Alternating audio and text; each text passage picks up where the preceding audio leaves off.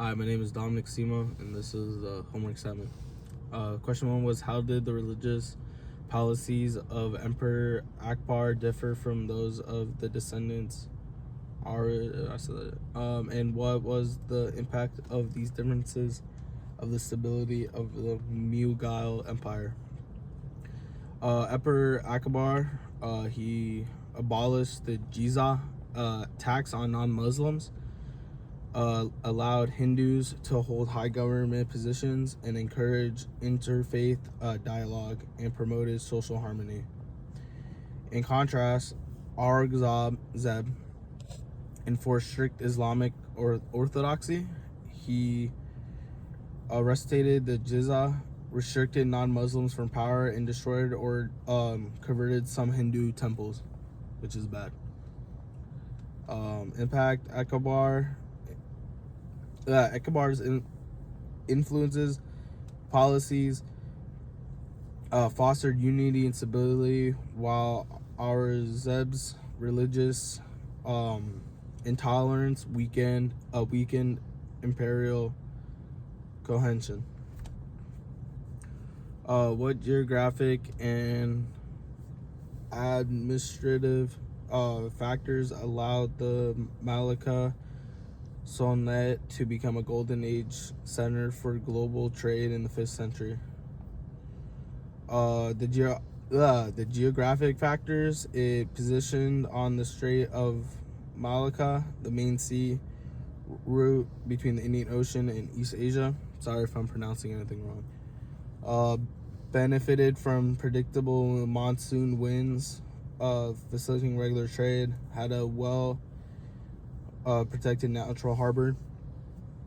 The administrative factors: practice religion and cultural tolerance, attracting the vice merchants. Maintained stable laws, fair taxation, and port security. Allowed foreign merchant communities limited self-governance.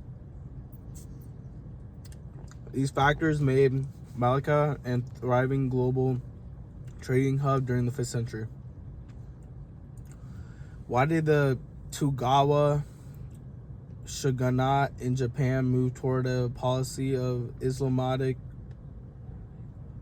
and what were the specific exceptions to this closed-door approach? The reasons: feared Christianity would undermine loyalty to the shogun, wanted to prevent foreign influences from strengthening rival daimyo, and sought to preserve Japan's rigid social hierarchy. Exceptions to the isolation: trade with the Dutch at the Deshmi in Nagasaki, trade with Chinese merchants, diplomatic and trade relations with Korea via Tsushima, and then indirect trade through the Ryukyu Kingdom. Japan was selectively engaged rather than fully isolated, which is good.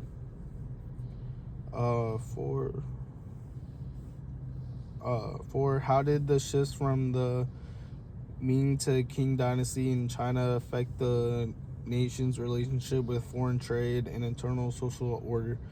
What did the Qing do to ensure loyalty? Foreign trade: Qing rulers limited foreign commerce to specific ports, especially under the Canton system. Internal social order: the Qing preserved Confucian institutions to govern the Han Chinese majority, and it also enforced Manchu cultural symbols such as the Q hairstyle to assert authority, which they do now in North Korea. Ensuring loyalty: they continued civil service exemptions to co-opt Chinese elites, and it suppressed dissent to prevent rebellion. This balance allowed the king to rule effectively but made the system inflexible. In what ways did the Joseon dynasty in Korea attempt to establish distant national independence while managing the influence of its larger neighbors? For national identity to keep it, adopted Neo-Confucianism as state ideology, created Hangul, a unique Korean writing system, and phased moral governance and scholarly leadership. Damn, you don't got a leg. I don't care if this is a video. That's crazy. Managing neighbors, maintain tribal relations with China for protection, defended against Japanese aggression after the Imagine War. Sorry if I said that wrong. Limited foreign contact to preserve sovereignty. Joseon Korea combined cultural independence with diplomatic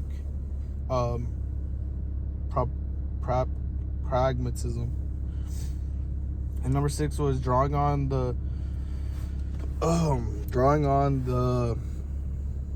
experiences of the Mughal Empire, the Malacca Sonate, and the Tokugawa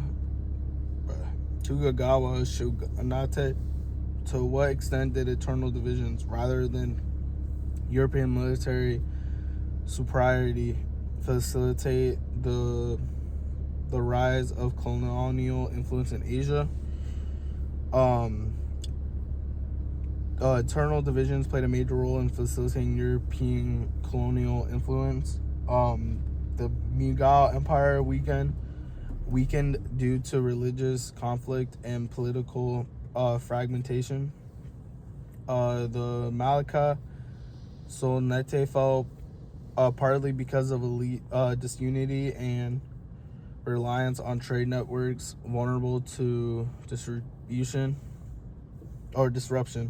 Tokugawa Japan avoided colonization by maintaining internal unity and strong central control.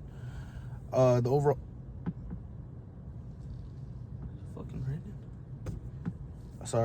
European powers often exploited internal weakness rather than relying solely on military superiority, where Asian state maintained political cohesion and social stability.